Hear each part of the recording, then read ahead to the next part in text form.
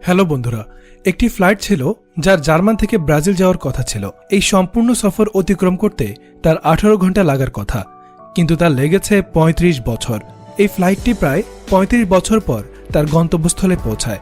আর এই ফ্লাইটটি যখন ব্রাজিলের এয়ারপোর্টে ল্যান্ড করে তখন সবাই যা দেখল তাতে হতবাক হয়ে যায়, কারণ সেই ফ্লাইটে যে মোট 92 জন মানুষ ছিল তারা সকলেই ছিল মৃত। তারা সবাই কঙ্কালে পরিণত হয়ে যায়। এমনকি সেই প্লেনটি যে পাইলট চালাচ্ছিল তিনিও কঙ্কাল হয়ে গিয়েছিলেন। এই ঘটনা জুড়ে অনেক প্রশ্ন থেকে গেছে, যেমন 35 বছর ধরে বিমানটি কোথায় ছিল, সেই বিমানে থাকা সকলের সাথে আসলে কি ঘটেছিল, আর একজন মৃত পাইলট কিভাবে নিরাপদে বিমানটিকে ল্যান্ড করিয়েছেন। তো আজ আমরা জানব সেই ঘটনার রহস্য, যা আসল নাকি নকল তা নিয়েও জানব। আর বন্ধুরা, ভিডিওটি অনেক আকর্ষণীয় হতে যাচ্ছে। স্কিপ না করে সম্পূর্ণ ভিডিও দেখুন, কারণ আমরা কথা বলতে যাচ্ছি টাইম ট্রাভেল নিয়ে। এই ভিডিওতে আমরা জানবো আসলে টাইম ট্রাভেল সম্ভব কিনা, আর যদি হ্যাঁ হয় তাহলে তা কিভাবে সম্ভব। আর এই যে বিমানটি 35 বছর পর ফিরে আসলো, আসলে এটি কি কোনো টাইম লুপে আটকে গিয়েছিল কিনা। তাহলে চলুন টাইম ট্রাভেলের সমুদ্রে গিয়ে একটু দেখে আসা যাক। আর শুরু করা যাক বাংলা। 1954 সালে স্যান ডিয়েগোর একটি এয়ারলাইন্সের একটি ফ্লাইট যার নাম EWA 513, যেটি ব্রাজিলের পোর্টে আলেগ্রে যাত্রার জন্য রওনা দেয়। এই বিমানে প্রায় 92 জন লোক ছিল, যাদের 88 জন ছিল যাত্রী আর 4 জন ছিল ক্রু মেম্বার। এই ফ্লাইটকে তার গন্তব্যে পৌঁছাতে 18 ঘন্টা লাগার কথা ছিল, কিন্তু আটলান্টিক মহাসাগরের উপর দিয়ে যাওয়ার সময় বিমানটির কন্ট্রোল সেন্টারের সাথে যোগাযোগ বিচ্ছিন্ন হয়ে যায়। বিমানটি রাডার থেকে পুরোপুরিভাবে গায়েব হয়ে গিয়েছিল। কন্ট্রোল সেন্টার মনে করে বিমানটি কোনো দুর্ঘটনার শিকার হয়েছে। এভাবে দিন চলে গেছে, মাস চলে গেছে, বছরও কেটে গেছে, কিন্তু বিমানটির কোনো তথ্যই পাওয়া যাচ্ছিল না। স্যান ডিয়েগোর এই মিসিং ফ্লাইটকে খুঁজতে সরকার অনেকগুলো মিশন করে, কিন্তু সবগুলোই ব্যর্থ হয়। এই দুর্ঘটনার কোনো প্রমাণ পাওয়া যাচ্ছিল না। মাটি কিংবা পানিতেও এর কোনো অস্তিত্ব খুঁজে পাওয়া যাচ্ছিল না, যাতে করে প্রমাণ পাওয়া যায় যে ফ্লাইটটি কোথাও গায়েব হয়ে গেছে। সময় কেটে যেতে লাগলো। আরও 5 বছর পর মানুষ ভুলেও গিয়েছিল। 12 অক্টোবর 1979 সালে পোর্টো আলেগ্রের রাডারে একটি অজানা প্লেন দেখা যায়। এটি পোর্ট আলেগ্রের এয়ারপোর্টের দিকেই আসছিল, আর সেখানের কন্ট্রোল সেন্টার বিমানটির সাথে যোগাযোগ করার চেষ্টা করে। প্লেন মিসিং হওয়ার প্রায় 2 বছর পর স্যান ডিয়েগো পোর্ট বন্ধ করে দেওয়া হয়। আর 35 বছর পর স্যান ডিয়েগো এয়ারলাইন্সের এই প্লেন পোর্টো আলেগ্রের এয়ারপোর্টে ল্যান্ড করতে যাচ্ছিল। এয়ারপোর্ট অথরিটি পরিষ্কার দেখতে পেলেন এই বিমানটিতে স্যান ডিয়েগো লেখা রয়েছে, আর এটি সেই প্লেন যেটি এখানে 35 বছর পূর্বে ল্যান্ড করার কথা ছিল। যখন ফ্লাইটটি এয়ারপোর্টে ল্যান্ড করে তখন মানুষ জানতে পারে যে এটি সেই বিমান 513, যেটি 35 বছর পূর্বে গায়েব হয়ে যায়। সবাই অনেকক্ষণ পর্যন্ত অপেক্ষা করে, কিন্তু তাও যখন বিমানটি থেকে কেউ বাইরে আসলো না, কন্ট্রোল সেন্টার সেই বিমানের পাইলটকে অনেক মেসেজ পাঠায়। কয়েক ঘন্টা পরেও যখন কোনো জবাব এলো না, তখন সেখানকার সিকিউরিটি তার দরজা ভেঙে ভেতরে ঢোকার সিদ্ধান্ত নেন।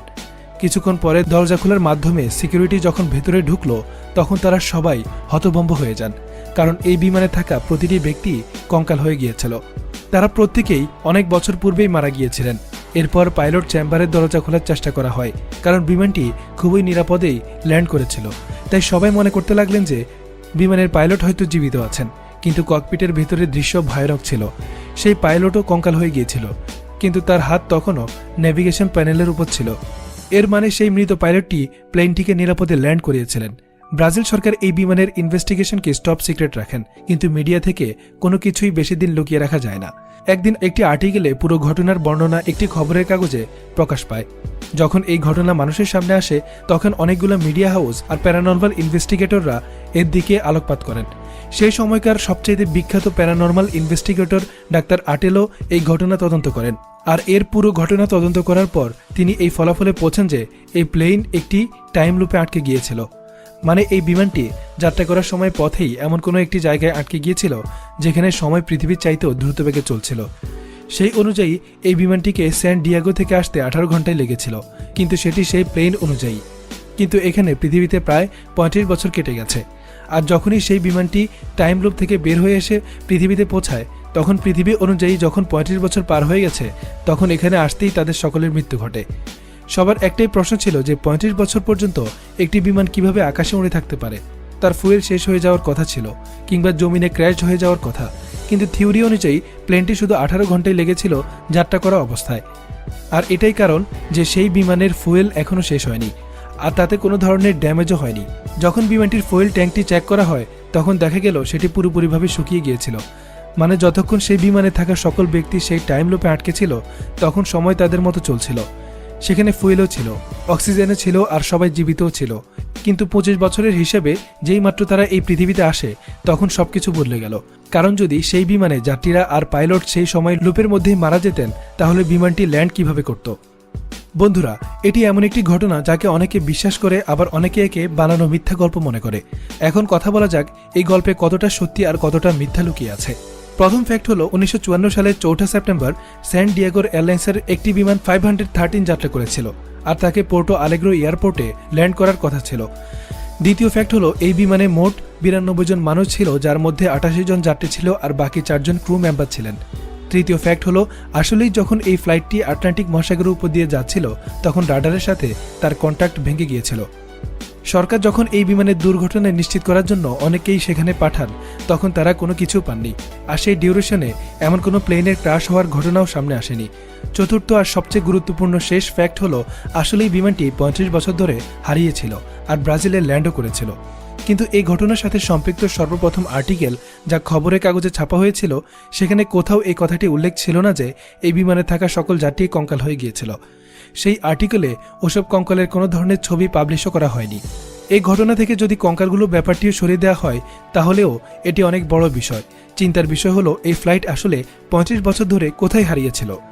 এই ঘটনার আজ 30 বছর পূর্ণ হতে চলল, আর সত্যিই যদি সরকার এই ঘটনার উদ্ঘাটন করতে চাইতেন তাহলে কোনো না কোনো প্রমাণ অবশ্যই সামনে আসতো। হতে পারে এটির অনুসন্ধান সম্পন্ন হয়ে গেছে, আর এটাও হয়তো জানা হয়ে গিয়েছিল যে বিমানটি এত বছর কোথায় ছিল, কিন্তু এই সম্পর্কে কোনো কথাই মিডিয়াতে পাবলিশ করা হয়নি। আপনার কি মনে হয়, এটি কি কোনো ধরনের সায়েন্টিফিক এক্সপেরিমেন্ট ছিল যা ব্যর্থ হয়ে গিয়েছিল, নাকি আসলেই এটি কোনো টাইম ট্রাভেলের প্রমাণ? বারমুডা ট্রায়াঙ্গেল আমাদের পৃথিবীর এমন একটি জায়গা যেখানে প্রায় এমন ঘটনা দেখতে পাওয়া যায়। এই জায়গাতে প্লেন আর জাহাজ প্রায় বিলুপ্ত হয়ে যায়, আর তাদের ব্যাপারে অনেক বছর ধরেই কিছু আর জানা সম্ভব হয় না। তাহলে এই বিমান 513 কিও বারমুডা ট্রায়াঙ্গেলের মতো কোনো শক্তির শিকার হয়ে গিয়েছিল? আপনার কি মনে হয় আমাদের কমেন্ট করে অবশ্যই জানাবেন। আমি তো এটা ভাবছি যে সেই প্লেনে যে সিকিউরিটি গার্ড ঢুকেছিল তখন কঙ্কাল পাইলট যদি আচমকা তাদের বলতো যে ভাই কি অবস্থা, তাহলে তাদের কি অবস্থা হতো? যাই হোক, এটি একটি জোক ছিল। এখন কথা বলা যাক টাইম ট্রাভেল নিয়ে। সর্বপ্রথম যে প্রশ্নটি আমাদের মাথায় আসে যে আসলেই কি টাইম ট্রাভেল সম্ভব? এর উত্তর হলো হ্যাঁ, এটি সম্ভব। কারণ অ্যালবার্ট আইনস্টাইন এর থিওরি অফ রিলেটিভিটিতে এই জিনিসটি স্পষ্টভাবে উল্লেখ করা আছে যে টাইমকে পরিবর্তন করা সম্ভব, আর আমরাও সময়ের আগে কিংবা পেছনে যেতে পারি। এই থিওরি অনুযায়ী কোনো জিনিস যদি লাইটিং স্পিডে ট্রাভেল করে তাহলে সেই অবজেক্টের জন্য টাইম স্লো হয়ে যায়। এই ফ্যাক্টসকেই প্রমাণ করার জন্য একটি এক্সপেরিমেন্টও করা হয়েছিল, যেখানে দুটি ঘড়ি নেওয়া হয়, দুটোতেই সময় একই ছিল। একটিকে পৃথিবীতে কনস্ট্যান্ট রাখা হয় আর একটি ঘড়িকে একটি জেট বিমানে রাখা হয়েছিল। সেই জেট বিমানটি তার পূর্ণ গতিতে একটি দূরত্ব অতিক্রম করে, আর এরপর যখন দুটি ঘড়ির সময়কে মিলানো হয় তখন জেট বিমানের ভেতরে যে ঘড়িটি রাখা ছিল তার সময়টি পৃথিবীর মাটিতে থাকা ঘড়ির চাইতে 5 সেকেন্ড পেছনে ছিল। শুধু 5 সেকেন্ডের পার্থক্য ছিল, কারণ জেটের গতি লাইটিং গতির সাথে পাল্লা দিতে পারবে না। একে একটি উদাহরণ হিসেবে ধরি।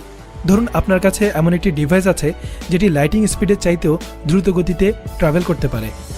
এখন আপনি যখন তাতে 1 ঘন্টা ট্রাভেল করেন তখন আপনার ঘড়িতে সময় হলো 9:55। তখন পৃথিবীর সব ঘড়িতে 10টা বাজছে, তাহলে স্বাভাবিকভাবেই আপনার ঘড়িতেও 10টা বাজারই কথা। কিন্তু না, আপনি দ্রুত চলছিলেন, তাই আপনার জন্য সময় আসতে চলছিল, আর আপনি 5 মিনিট সময় পেছনে চলে আসেন। এখন আপনি সেই দুনিয়া দেখুন যেটিতে 9:55 ছিল। যখন দুনিয়া 5 মিনিট আগে চলে গেছে, 10টা বাজছে, অনেক কিছুই পরিবর্তন হয়ে গেছে। চিন্তা করুন, এই একই পার্থক্য যদি ঘন্টা কিংবা বছরের কোঠায় হয় তাহলে একেই বলা হচ্ছে টাইম ট্রাভেল। মানে পৃথিবী আসলে আরেকটি সময় চলছে, কিন্তু আপনি সময় থেকে পিছিয়ে চলে এসেছেন। আর এভাবেই যখন সময় থেকে পেছনে যাওয়া সম্ভব, সেভাবে আগে যাওয়াও সম্ভব। শুধু সমস্যা হলো আমাদের কাছে এখনও এমন কোনো টেকনোলজি ডেভেলপ হয়নি যা কিনা আমাদের এমন একটি ডিভাইস দিতে পারে যা লাইটের গতির চাইতেও দ্রুত ট্রাভেল করতে পারে।